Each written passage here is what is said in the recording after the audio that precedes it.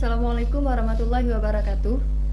Nama saya Nur Afifah dari jurusan Pendidikan Teknologi Informasi Universitas Islam Negeri Araniri, Banda Aceh. Jadi di sini saya akan membahas tentang media pembelajaran dengan 4 poin penting.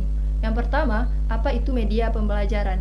Yang kedua, jenis-jenis media pembelajaran.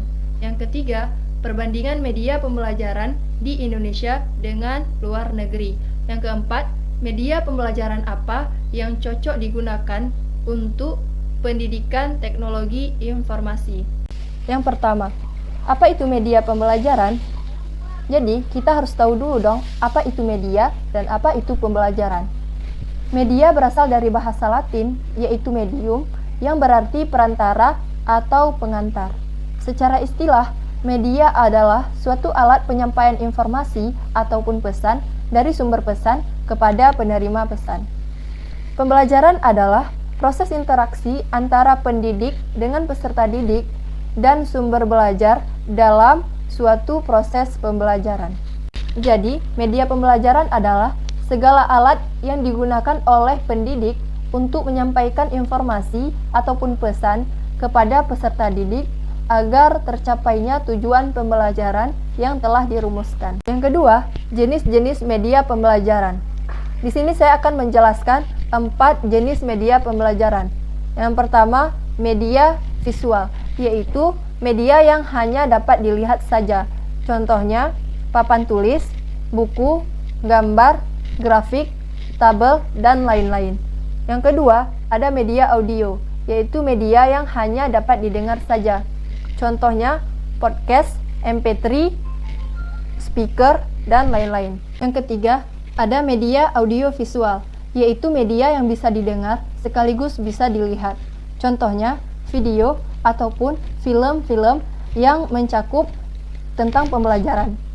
Yang keempat, ada multimedia, yaitu gabungan dari beberapa unsur media yang berupa grafik, gambar, suara, teks, dan lain-lain. Yang ketiga, perbandingan media pembelajaran yang digunakan di dalam negeri, yaitu Indonesia, dengan luar negeri.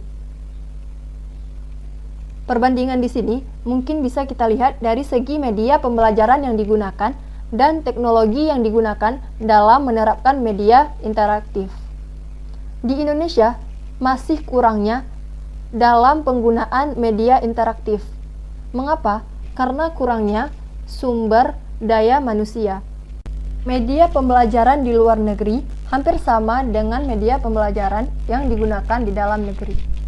Hanya saja, ada beberapa negara yang cenderung menggunakan media auditori untuk proses pembelajaran. Contohnya, Australia. Di setiap mata kuliah, mereka menggunakan podcast, di mana podcast yang digunakan tersebut berseris, supaya ada kelanjutan dalam setiap materi. Sedangkan di Indonesia, media audio sangat jarang digunakan. Bahkan, belum ada tren khusus untuk menggunakan media audio. Podcast sangat efektif di beberapa universitas luar negeri yang telah maju, karena bisa didengarkan di jalan, di mana hal tersebut tidak dapat dilakukan pada radio, karena radio perlu frekuensi tertentu agar dapat didengar melalui telepon ataupun iPod. Yang keempat, media apa yang cocok digunakan pada perkuliahan di jurusan Pendidikan Teknologi Informasi? Jadi, di sini saya memilih multimedia sebagai media yang paling cocok digunakan pada perkuliahan jurusan Pendidikan Teknologi Informasi. Kenapa? Yang pertama, karena multimedia tergolong dalam media audiovisual yang bisa dilihat sekaligus bisa didengar, di mana dapat meningkatkan daya ingat seseorang. Berdasarkan sebuah ungkapan yang menyatakan bahwa we hear we forget and we see we remember. Terkadang seseorang untuk mengingat dan menerima suatu informasi tidak cukup dengan melihat ataupun mendengar saja, tetapi dengan melihat sekaligus mendengar, seseorang akan mudah mengingat informasi yang ia terima dari orang lain. Yang kedua, multimedia mencakup tutorial, virtualisasi, dan simulasi yang memudahkan untuk mendapatkan informasi, transisi pengajaran secara rutin dan otomatis. Dalam perkuliahan pendidikan teknologi informasi, pasti banyaknya praktikum yang harus dikerjakan oleh seorang mahasiswa.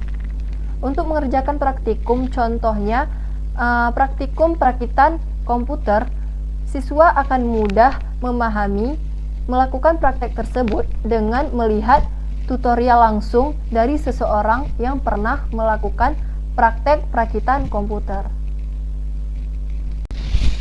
Yang ketiga, multimedia merupakan media yang menyenangkan, mudah dipahami, menarik, dan tidak membosankan.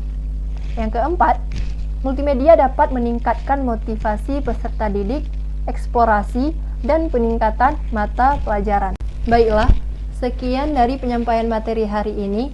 Mohon maaf atas segala kesilapan kata dan kekurangan dalam penyampaian materi. Wabillahi taufik wal hidayah.